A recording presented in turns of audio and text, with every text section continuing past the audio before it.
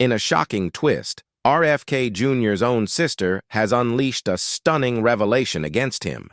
At the same time, controversy surrounding Donald Trump's administration keeps growing by the day. Welcome back, everyone. This is Hunter Avalone with Occupy Democrats. Today we dive into why Trump's leadership has become a complete disaster, and why even his own supporters, like farmers, are now beginning to turn against him. If immediate action isn't taken, the country could lose as much as 25 to 30% of its farmers. This crisis isn't confined to one region. It's spreading across the nation. Farmers are sounding a desperate alarm, warning that time is running out.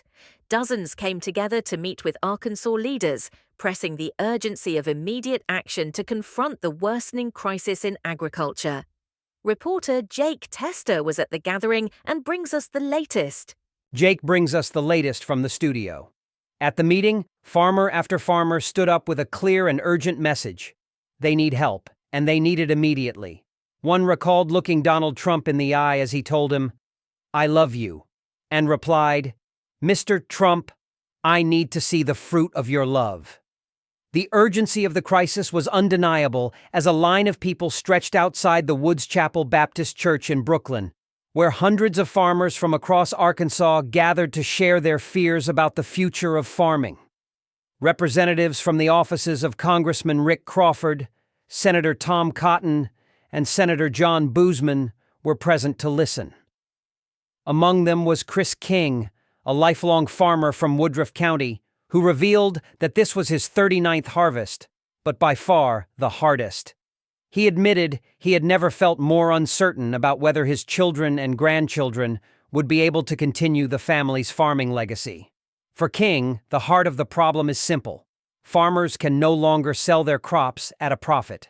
Even prominent media figures like Megyn Kelly are now condemning Donald Trump's handling of the crisis, warning that this issue can no longer be ignored. Deploying federal forces into cities under the pretext of fighting crime cannot legally happen without a governor's invitation.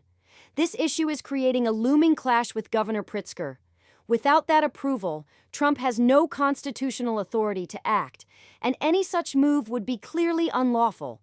I can only hope he chooses not to pursue it, because I would hate to be in a position where I am siding with Governor Pritzker over President Trump. But if it comes to that, I will, because the law is absolutely clear on this matter. RFK Jr.'s sister has just delivered a brutal blow.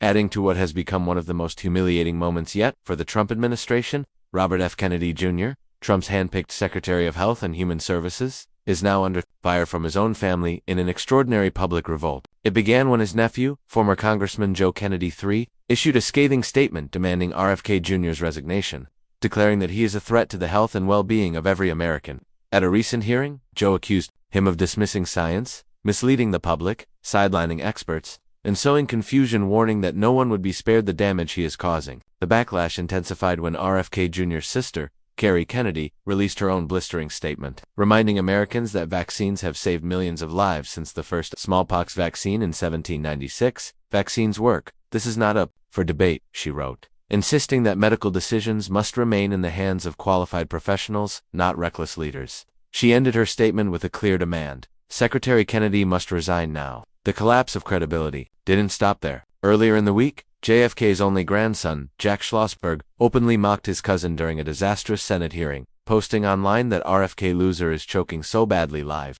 That hearing itself was a disaster, filled with anti-vaccine rhetoric, conspiracy theories, and attempts to justify his reckless firing of CDC Director Susan Munz, a move that prompted 4 senior CDC officials to resign in protest. His performance was widely condemned as arrogant, incompetent, and dangerously irresponsible. The message is clear. Not only has the public turned against him, but his own family is now leading the charge. When the Kennedys themselves declare that RFK Jr. is unfit to serve, it sends shockwaves through Washington and leaves Trump's administration looking weaker than ever. This is not just political drama. It is a collapse unfolding in real time inside Trump's own cabinet.